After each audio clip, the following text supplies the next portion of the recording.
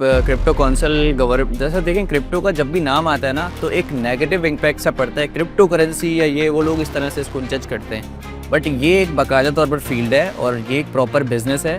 तो रेगुलेट करके गवर्नमेंट अच्छे खासे टैक्सेस भी कलेक्ट कर सकती है। ये जो आईएमएफ का ही है, आईएमएफ ने तो शर्त रखी थी क्रिप्टो को लीगल करो। लीगल और फिर तो कोई भी कर सकता है। तो फिर तो उसके नतीजे में तो एक डकैतियाँ भी जो है, डिजिटल डकैतियाँ भी शुरू हो जाएंगी। आप खुद भी इसका निशाना बने। और सेकंड इनकम के तौर पर क्रिप्टो को ट्रेड करें, क्योंकि देखें ना, आप पीकेआर में कितना ही कमा लेंगे, कितना भी आपकी अक्सर 30,000 रुपये सैलरी, 35,000 रुपये सैलरी है नॉर्मल, और वो क्रिप्टो में $100 है। तो ये डॉलर इनकम है, बहुत सेचुरेट है और अच्छा काम है ये।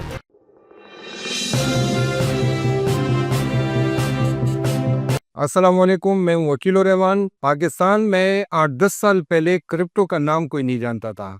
आज क्रिप्टो करेंसी की ये हैसियत है कि 2.5 करोड़ लोग पाकिस्तान में क्रिप्टो करेंसी की ट्रेडिंग करते हैं और ओवरऑल उनकी जो पैसे लगाए गए हैं वो 25 अरब डॉलर बनते हैं। यानी पाकिस्तानियों के क्रिप्टो करेंसी में जो लगा हुआ सरमाया है वो 25 अरब डॉलर का है। 25 अरब डॉलर क्या होता है पाकिस्तान जैसे मुल्क के लिए, इसका आप अंदाज़ा इससे लगा सकते हैं कि 1 अरब डॉलर जो है अगर पाकिस्तान को किस्त नहीं मिलती तो उसकी वजह से पाकिस्तान में माली बहरान पैदा होता है। अभी किस्त में 1 अरब डॉलर किस्त मिलना था इस महीने और वो लेट हुआ, उसकी वजह से पाकिस्तान के हालात, बल्कि हुकाम परेशान हो गए कि ये 1 अरब डॉलर कहाँ से आएंगे। और उसके लिए ये तो अच्छा हुआ कि रेमिटेंसेस में जो है वो 1 अरब डॉलर ज़्यादा आ गए, तो पाकिस्तान ने सुकून का सांस लिया। जहाँ कानूनी इकोनॉमी की ये सूरत हाल है, वहाँ दूसरी तरफ जो है वो आप इसको पैरेलल इकोनॉमी कहें, ग्रे इकोनॉमी कहें या इलीगल इकोनॉमी कहें, वहाँ सिर्फ क्रिप्टो करेंसी में जो लोगों के लगाए गए सरमाया है वो 25 अरब डॉलर है। और ये इस हद तक जो है वो अब क्रिप्टो करेंसी जो चंद साल पहले तक एक ख्वाब लगता था, अब हुकाम पाकिस्तान के जो सोचने समझने वाले और फैसला करने वाले लोग हैं, अब वो भी मजबूर हो गए हैं कि इसकी कोई हैसियत दी जाए।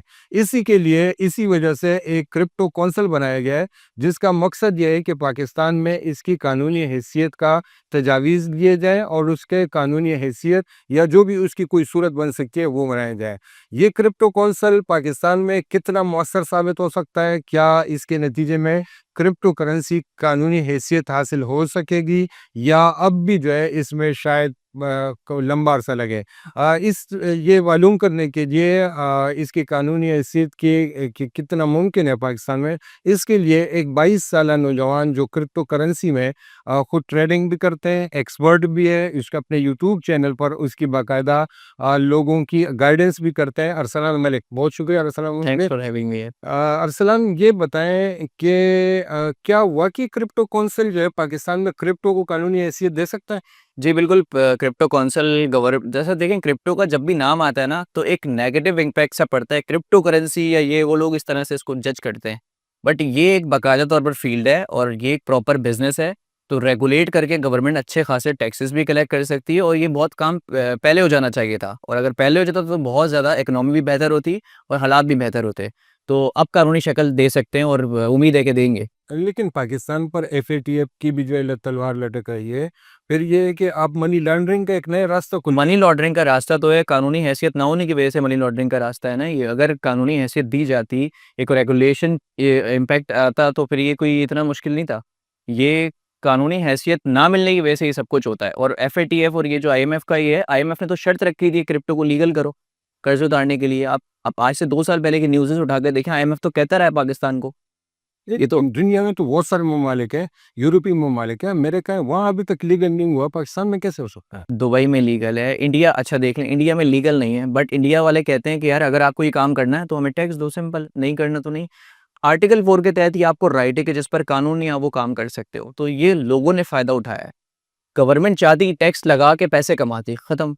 टैक्स तो देखें, आप अगर दुनिया की बात करते हैं, सिर्फ टैक्स लगाने से तो मामला हल नहीं होते ना। जी, आपके स्टेट बैंक के रेगुलेशन बनाने पड़ेंगे। इसी तरह जो है हमारे दुनिया भर से जो है जो मनी लॉन्ड्रिंग के जो है जो इतनी सख्त चेक है कि जिसकी वजह से हम बहुत सारी चीज़ों में दुनिया के साथ में पेपाल या इस तरह की चीज़ें बहुत अभी तक लीगल नहीं कर सके, बिल्कुल है। क्योंकि हमारे मसाइल हैं। ग्रे इकोनॉमी शायद दुनिया में इतना नहीं होगा। तो जब तक ये सारी चीज़ें क्लियर नहीं होती, इसको किस तरह रेगुलराइज़ किया जा सकता है? इसको रेगुलेट इस तरह किया जा सकता है कि जैसे कि हवाला हुंडी का काम अभी उरूज पर है, हर तरफ से देखिए कॉमन है, हो रहा है आराम से। तो क्रिप्टो उसका एक डिजिटल वो था कि आपको अगर बगैर कानूनी हैसियत के आप इससे आराम से मनी लॉन्ड्रिंग कर सकते हैं। इवन दो आप कैश पर यूएसडीटी खरीदें और उसको जो है दुबई लेकर जाएँ, वहाँ पर कैश आउट कर लें, वहाँ तो बिल्कुल का हर जगह से रेगुलेटेड दुकानें वगैरह बनी हुई यूएसडीटी वगैरह की। तो जब कानून साज़ी इस पर हो जाएगी तो उसमें ऐसा होता है कि अब आप देखें अगर कोई क्रिप्टो ट्रेड करता होगा तो वो देख रहा होगा कि पीकेआर का ऑप्शन अलग से एक्सचेंज में शो हो रहा है। डायरेक्ट बैंक से आप विथड्रॉ करेंगे, डायरेक्ट बैंक से डिपॉज़िट करेंगे। सुकून से बैंक के और एक्सचेंज जो है वो टैक्स दे रही होगी, रेगुलेट होगी। जब एक्सचेंज रेगुलेट होगी इधर तो वो सारा का सारा डेटा गवर्नमेंट के पास भी होगा कि कौन क्या ट्रेड कर रहा है, कितना डिपॉज़िट कर रहा है, कितना प्रॉफ़िट बना रहा है, कितना विथड्रॉ कर रहा है। तो एक कानूनी हैसियत इसको देंगे तो ही जो है पुर सबका रिकॉर्ड आएगा और सब फिर जो है कानून के उसमें आ जाएँगे। यानी आपको लग रहा है कि अगर फ़र्ज़ करें पाकिस्तान अगर इससे बढ़े भी, जी। तो चूँकि हमारा एक सिस्टम इस तरह बना हुआ है, तो इसमें कितना अरसा लग सकता है? इसमें देखें ये थोड़ा एक वो है चैलेंजिंग फ़ेज़ है पाकिस्तान के लिए क्योंकि पाकिस्तान अडॉप्शन में बहुत पीछे है। चीज़ें यहाँ पर आने में बहुत वक़्त लेती हैं। अभी तक पेपल आपने जैसे कि बताया ट्रांसफ़र वाइज़ कुछ भी नहीं आ सका है। आईटी इंडस्ट्री इतनी बड़ी है, आने को बहुत कुछ आ सकता था। इंडिया हमसे 4th कंप्यूटर जनरेशन आगे है। यूएस तो चलो 10 साल है, इंडिया यहाँ पर क्या कॉन्सेप्ट है, अभी तक सारा काम पेपर फाइल्स पे चल रहा है। आप देख लें पुलिस का पूरा निज़ाम पेपर फाइल्स और गोरे सर्वर्स पे गए, फिर क्लाउड सर्वर्स पे गए, अब उनका पूरा काम है ब्लॉकचेन पर, यहाँ पेपर फाइल्स पे। तो यहाँ सिस्टम को चेंज करने में टाइम तो लगेगा, बट जब चेंज हो जाएगा तो ये है कि यहाँ पर अडॉप्टिंग फेज़ है, क्रिप्टो का लोग समझते हैं और यंग यूथ जो है वो बहुत ज़्यादा इंटरेस्ट ले रही है। तो मेरे ख्याल में एक अच्छा स्टेप है गवर्नमेंट का और ये होगा तो फ़ायदा ही होगा गवर्नमेंट को। नहीं, आज नौजवान तो अडॉप्ट कर रहे हैं, और बिल्कुल, जैसे कि अगर 2.5 करोड़ कर रहे हैं, तो मतलब बिल्कुल ऐसे ही। इसमें तो ज़्यादातर नौजवान ही होंगे। हाँ, हाँ। तो लेकिन मसला तो हमारे इदारों का है। आपके अभी तक एफआईए वाले जो है वो नहीं समझते हैं, या उनके पास केसेस आते हैं तो वो उनको फिर यही आप जैसे नौजवानों की कई सर्विसेज लेनी पड़ती हैं। पुलिस, सीटीडी उनकी इतनी अवेयरनेस नहीं है, और स्टेट बैंक भी शायद उनके पास भी इसके लिए इतने अहल लोग ना हों। तो इस हवाले से तो जो है एक लंबा अरसा लग सकता है। एफआईए इसलिए वो अलर्ट इसलिए है क्योंकि देखें लोग फिर ना गलत मेथड यूज़ करते हैं इधर डिपॉजिट और विड्रॉ करने के लिए।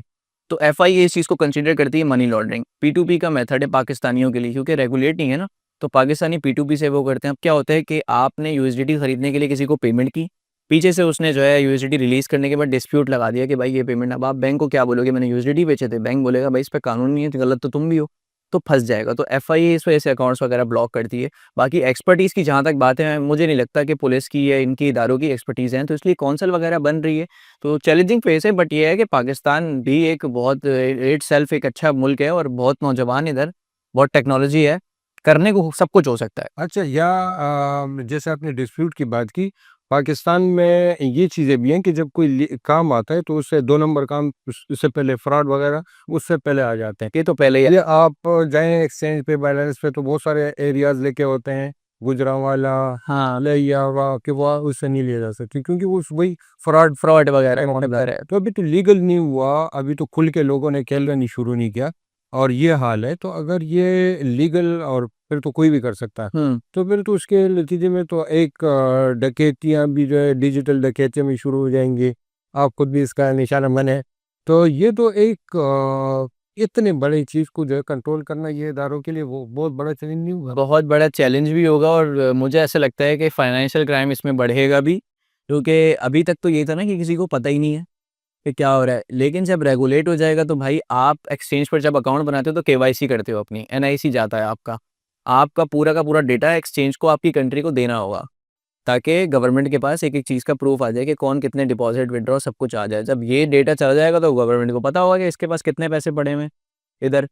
तो ये एक थोड़ा-सा वो है कि क्योंकि क्रिप्टो को बनाने का मकसद ये था कि आप अपने पैसों को खुद ओन करो, डिसेंट्रलाइज़ सिस्टम बना दिया गया था। बैंक की अथॉरिटी हटा है और जो है डिसेंट्रलाइज़ सिस्टम बनाया, ताकि हर बंदा अपने पैसों को खुद कंट्रोल कर सके। तो ये हाँ चैलेंजिंग है। पाकिस्तान में एक बड़ा सबसे वो भी मसला है कि फ्लाइट जो वो है सरमाए की का जो हाँ, बाहर फ्लाइट है, हाँ। ये इससे जो है पाकिस्तानी हुकूमत बहुत ज़्यादा डरती है कि ऐसा ना हो कि किसी वजह से पाकिस्तान के बहुत सारे लोग जो है पैसे बाहर निकाल ले और उसकी वजह से माली बहरान हो जाएगा। तो ये तो बड़ा एक आसान रास्ता निकल आएगा। अगर कल को 10-20 करोड़ डॉलर, 50 करोड़ डॉलर अचानक जो है कोई बाइनेंस के ज़रिए से बाहर जाते हैं, तो अचानक क्राइसिस पैदा हो सकता है। ऐसा ही है, लेकिन इन्होंने जो एडवाइज़र रखा है ना सीज़ी, वो दुनिया की नंबर 1 एक्सचेंज का फाउंडर है, सीईओ है। वो हर मुल्क में काम कर रहा है। अभी वो यूएस में 4 महीने जेल काट कर आया है। उसपे बिलियन मतलब बिलियनेयर है वो दुनिया का। उसको हर रास्ता पता है। जिन्होंने मुशीर बनाया है वो बंदा इन सब चीज़ों के लिए बहुत एक्सपर्ट है। वो इस तरह नहीं होने देगा। यानी फ्लाइट कैपिटल नहीं, माहिर नहीं हो सकेगा। नहीं, गवर्नमेंट लेवल पर होती हैं चीज़ें, सब कुछ होगा वो भी, वो सबको पता है इनसाइडर गेम जो होता है। बट इस तरह से जो है ना इतना ओपनली अब नहीं हो सकेगा, जब ये रेगुलेट हो जाएगी। ये तो हमने चैलेंजेस की बात की है। आगे अपॉर्चुनिटीज़ किस तरह बन सकती है? कितने जो हमारे नौजवान हैं जो जिनके पास नहीं है मौक़े, वो अगर ये लीगल हो जाते हैं तो उनको किस किस्म के नए मौक़े मिल सकते हैं? ये लीगल हो जाए तो जितने भी नौजवान स्कूल, यूनिवर्सिटीज़, कॉलेजेस में पढ़ते हैं या कोई पेरेंट्स अगर देख रहा है तो मैं ये सबसे रिक्वेस्ट करूँगा कि अपने बच्चों को इस फील्ड में लाएँ। एआई सिखाएँ, क्रिप्टो वगैरह, ट्रेडिंग वगैरह सिखाने पे बात करें क्योंकि देखें ये जो एकेडमिक क्वालिफ़िकेशन ना ये ज़रूरी है, शौर तक ठीक है। बट अब आप देखें ना पढ़ाया क्या जा रहा है एकेडमिक क्वालिफ़िकेशन में, मैं अपनी ज़िंदगी में थ्योरम कहाँ एडजस्ट करूँ जो मैंने मैट्रिक में पढ़ा है, इंटर में किया है। तो ये है कि एआई हर चीज़ को आजकल रिप्लेस कर रहा है। तो लोगों को चाहिए इसको सीखें, ये एक प्रॉपर बिज़नेस है, हर कॉइन कोई ना कोई सर्विस दे रहा है, क्रिप्टो स्पेस में आसानी पैदा कर रहा है, अपनी रिसर्च करें और गैम्बलिंग माइंडसेट, ग्रीडी माइंडसेट से इधर नहीं आएँ, प्रॉपर बिज़नेस के तौर पर आएँ और सेकंड इनकम के तौर पर क्रिप्टो को ट्रेड करें क्योंकि देखें ना आप पीकेआर में कितना ही कमा लेंगे, कितना भी आपकी हद से 30,000 रुपए सैलरी, 35,000 रुपए सैलरी है नॉर्मल और वो क्रिप्टो में $100 है सिर्फ। तो ये डॉलर इनकम है, बहुत सैचुरेट है और अच्छा काम है ये। अच्छा, एक आखिरी सवाल देखने वालों को जो क्रिप्टो करेंसी से ट्रेडिंग करते हैं उनके लिए कि अगर कोई किसी के साथ कोई वारदात, कोई डकैती होती है, आप खुद भी एक डकैती से गुजरे हैं, तो उनको क्या करना चाहिए?